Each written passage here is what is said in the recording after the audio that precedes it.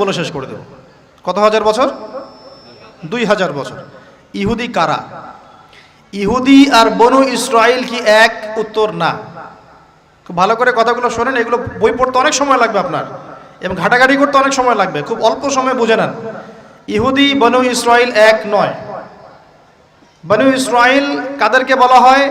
ইব্রাহিম আলাইহিস সালামের ছেলে, এক ছেলের নাম ইসমাইল, এক ছেলের নাম ইসহাক। ঠিক আছে? ইসমাইল আলাইহিস সালাম থাকেন মক্কায়, সেখানে তাকে কেন্দ্র করে একটা সভ্যতা। এই বংশে সর্বশেষ নবী মুহাম্মদ সাল্লাল্লাহু আলাইহি ওয়াসাল্লামের জন্ম। তার মানে আমরা বনু ইসমাইল। আমরা কারা? বনু ইসমাইল। আমরা মুহাম্মদ সাল্লাল্লাহু আলাইহি ওয়াসাল্লামের কওম, উম্মাহ। আর এইদিকে আরেক ছেলের নাম হচ্ছে ইসহাক, যিনি থাকেন ওই শামে, ওই প্যালেস্টাইনে, ওই জেরুজালেমে, ওই জায়গায়, ওটা শাম। ঠিক আছে? এবং ওখানে তিনি তার বংশ বিস্তার হচ্ছে। তার ছেলের নাম হলো ইয়াকুব। কি নাম? ইয়াকুব আলাইহিস সালামের আরেক নাম হলো ইসরাইল। ইয়াকুব আলাইহিস সালামের আরেক নাম কি? ইসরাইল। এবং তার সন্তানদেরকে বলা হয় বনু ইসরাইল। তার সন্তান অনেক। এই সন্তানদের মধ্যে একজনের নাম ইউসুফ। ঠিক আছে? তারপরে আসছে পরে ইউনুস। এই বনু ইসরাইলের মধ্যেই দাউদ, মূসা, সুলাইমান, ঈসা ইবনে মারিয়াম। বলা হয় 1,24,000 নবী রাসূলের মধ্যে বেশিরভাগই এখানে এসেছে। তাহলে বনু ইসরাইল বলা হচ্ছে এই কওমটাকে। তা ওদের নাম বনু ইসরাইল থেকে ইহুদি হলো কখন? যখন তারা ঈসা আলাইহিস সালামকে স্বীকার করলো না তখন। ঈসা আলাইহিস সালাম কি তাদের মধ্যে আসেন নাই? সেই ঈসা আলাইহিস সালামকে যখন তারা অস্বীকার করলো, তখন তাদের নাম আল্লাহ পাক এই বনু ইসরাইল থেকে পরিবর্তন করে হাদু দিয়েছেন কোরআনে। কুল ইয়া আইয়ুহাল্লাযীনা হাদু ইন যাআমতুম আন্নাকুম আউলিয়াউ লিল্লাহি মিন দুনিন নাস ফাতামান্নাউল মাউত। আছে না কোরআনে? অনেক জায়গা আছে। আল্লাহ পাক তখন তাদেরকে আর বনু ইসরাইল বলছেন না, বলছেন ইয়াহুদ। কি বলছেন? এই যে নাম আসলো ইহুদি। তো বনু ইসরাইল এবং ইহুদি এক নয়। বনু ইসরাইলরা ভালো ছিল এবং তারা ওই সময়কার মুসলিম ছিল। যখন তারা আল্লাহ পাকের আনুগত্য করেছিল, আল্লাহ পাক তাদেরকে সমৃদ্ধি দিয়েছিলেন, ঠিক আমাদের মতোই। আর যখন তারা আল্লাহ পাকের আনুগত্য করে নাই, পথভ্রষ্ট হয়ে যায়, আল্লাহ পাক তাদেরকে শাস্তি দিয়েছেন। এক পর্যায়ে তারা যখন নবীদেরকে হত্যা করা শুরু করেছিল, অনেক নবীকে হত্যাও করেছে। যেমন জাকারিয়া আলাইহিস সালামকে তারা হত্যা করেছে, ইয়াহইয়া আলাইহিস সালামকে হত্যা করেছে। সূরা ইয়াসিন পড়ে দেখেন, ওখানে একই দিনে 3 জন নবীকে হত্যা করা হয়েছে। পড়ে দেখেন। তো মূল কথা হচ্ছে নাম চেঞ্জ হলো কখন? যখন তারা সত্য থেকে পথভ্রষ্ট হয়ে গেল, ঈসা আলাইহিস সালামকে তারা অস্বীকার করলো, তখন আর বনু ইসরাইল নয়, ইয়াহুদ। এখন তাদের মধ্যে একজন অন্যতম নবী ছিলেন দাউদ আলাইহিস সালাম। কি নাম? বলেন নাম, মুখস্থ করেন। তাদের নাম কি? আচ্ছা, দাউদ আলাইহিস সালাম ছোট, তখন 14-15 বছর বয়স হবে। আল্লাহ পাক মূসা আলাইহিস সালামকে বলেছিলেন, তুমি তোমার সম্প্রদায়কে নিয়ে এই জেরুজালেমে যুদ্ধ করবে। কাকে বলেছেন? মূসা আলাইহিস সালামকে। তুমি মূসা আলাইহিস সালাম তোমার সম্প্রদায়কে নিয়ে এই জেরুজালেমে গিয়ে যুদ্ধ করো। ওখানে আমালেকা নামে একটা সম্প্রদায় আছে, এরা খুবই শক্তিশালী। তবে তোমরা যদি ইমানদার হও, তোমরা এর উপর বিজয় লাভ করবে। এর আগ পর্যন্ত এরা কিন্তু ওখানে ঢুকতে পারে নাই। কথা বুঝতে পারছেন? আল্লাহ পাক শর্ত দিলেন, যদি যুদ্ধ করে জয় করতে পারো, তাহলে তোমাদের এই জায়গাটা তোমাদের। তো মূসা আলাইহিস সালাম বললেন তার কওমকে, চলো যুদ্ধ করি। তো মূসা আলাইহিস সালামের কওম বলছে, ইযহাব আনতা ওয়া রাব্বুকা ফাকাতিলা ওয়া ইন্না হাহুনা কাঈদুন। এই মূসা, তুমি যাও আর তোমার রব গিয়ে যুদ্ধ করো, আমরা এখানে বসে থাকলাম। কথা কি বুঝতে পারেন নাই? মানে এরা কোন কওম? ওই যে ফেরাউনকে ডুবে মরতে দেখেও বিশ্বাস করে না, বাছুর পূজা শুরু করে, আল্লাহ পাক একটার পর একটা নিদর্শন দেখান, তাও অস্বীকার করে। তাওরাত নিতে গিয়েছেন মূসা আলাইহিস সালাম, এসে দেখেন তারা বাছুর পূজা শুরু করেছে। মান্না সালোয়া আল্লাহ দিচ্ছেন, তাও অস্বীকার করে। মৃত থেকে জীবিত করেন, তাও অস্বীকার করে। শেষমেশ বলে বসলো যে, ইয়া মূসা লান নুমিনা লাকা হাত্তা নারাল্লাহ জাহরা। হে মূসা, আমরা তোমার প্রতি বিশ্বাস করব না যতক্ষণ না আল্লাহকে সামনে দেখাচ্ছ আমাদের চোখ দিয়ে। এটা সেই জাত যে নবীদেরকে এত কষ্ট দিয়েছে। মূসা আলাইহিস সালাম যখন বললেন চলো, আল্লাহ পাক যুদ্ধের কথা বলেছেন, ওটা যুদ্ধ করে জয় করতে পারলে আমাদের হয়ে যাবে। তো বলছে ওখানে আমালেকা সম্প্রদায় আছে এত বড় শক্তিশালী, তুমি যাও, তোমার রব গিয়ে যুদ্ধ করো, আমরা এখানে বসে আছি। আর আমাদের নবী মুহাম্মদ সাল্লাল্লাহু আলাইহি ওয়াসাল্লাম যখন বদরের মাঠে 313 জনকে নিয়ে পরামর্শ করছেন কি করব, যুদ্ধ করব কি না।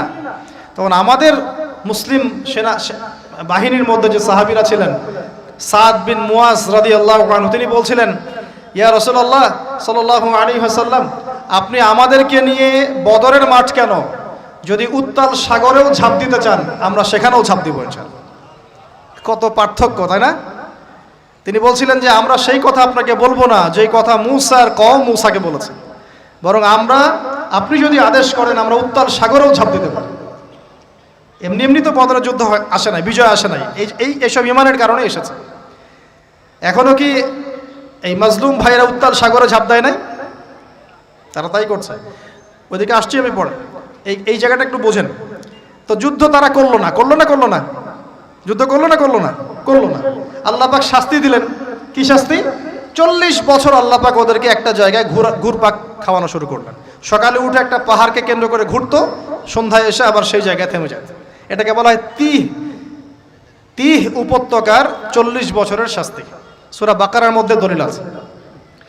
এবার মুসা আলাইহিস সালামের জীবনটা শেষ, উনার হায়াত শেষ, উনি চলে গেলেন আল্লাহর কাছে। পরবর্তীতে নবী হলেন ইউশা বিন নুন। কি নাম? ইউশা বিন নুন। মনে রাখার চেষ্টা করেন, ভুলে যান না আবার। ইউশা বিন নুন একজন নবী। এবার ইউশা বিন নুনের সময় ওই বনু ইসরাঈলী বলছে যে আমরা যুদ্ধ করতে চাই, ওই জায়গা আমরা দখল করতে চাই। কোন জায়গা ভাই? কোন জায়গায় যুদ্ধ করতে চায়?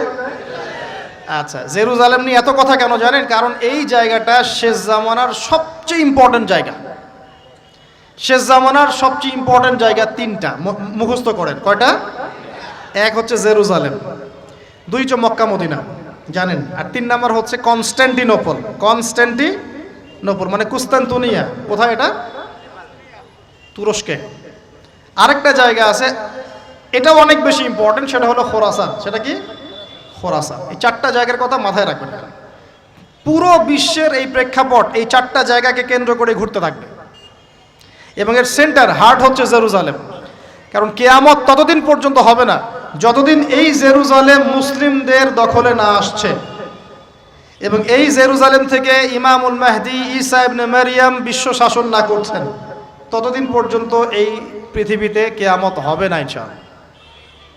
বুঝতে পারছেন কথা? আচ্ছা, তো ইউশা বিন নুন এখন বলছেন যে আচ্ছা তোমরা তো আবার যুদ্ধ করতে চাচ্ছ, মুসা আলাইহিস সালামের সময় তো যুদ্ধ করতে বলা হয়েছিল, করো নাই। এখন যদি আবার যুদ্ধের কথা বলা হয়, যদি তোমরা আবার পালায় যাও, তখন তারা বলছে ওয়ামা লানা আল্লা নুকাতিলা ফি সাবিলিল্লাহ, কেন আমরা আল্লাহর রাস্তায় যুদ্ধ করব না? ওয়াকাদ উখরিজনা মিন দিয়ারিনা, আমাদেরকে আমাদের বাড়িঘর থেকে বের করে দেওয়া হয়েছে, ওয়া আবনাইনা, আমাদের সন্তান থেকে বিচ্ছেদ করানো হয়েছে, কেন যুদ্ধ করব না? অবশ্যই যুদ্ধ করব। তো বলছি ঠিক আছে, তাহলে আমি আল্লাহর কাছে দোয়া করলাম। হ্যাঁ করেন। আল্লাহর কাছে দোয়া করা হলো, আল্লাহ পাক বললেন যা জিহাদ ফরজ করলাম, নাও যুদ্ধ করো। এখন ওখানে কোন সম্প্রদায় আছে? আমালেকা, অনেক শক্তিশালী, অনেক বিশাল দেহে। এখন ফরজ হওয়ার পরে এখন বনু ইসরাইল বলছে আচ্ছা আমাদেরকে একটা নেতা নিযুক্ত করে দিন, তাহলে সেনাপতি নিযুক্ত করুন। সেনাপতি লাগে কি লাগে না? লাগে না? আচ্ছা, আমাদের প্রজন্ম মুক্তিযুদ্ধ সম্পর্কে কতটুকু জানেন দেখি বলেন। আমাদের মুক্তিযুদ্ধের সময় পুরো বাংলাদেশ কতটা সেক্টরে বিভক্ত ছিল? মাশাআল্লাহ। 7 জন বীরশ্রেষ্ঠের নাম জানেন? বীরশ্রেষ্ঠ মতিউর রহমানের বাসা কোথায়? পাকিস্তানের বাসা? আল্লাহু আকবার। চিন্তা করছেন আসলে আমরা কি ধর্ম শিখতেছি, না আমরা কি আমাদের সংস্কৃতি শিখতেছি, না আমরা কি আমাদের ইতিহাস শিখতেছি? আসলে আমরা শিখতেছিটা কি? আমরা শিখতেছি স্মার্টফোন, টিকটক।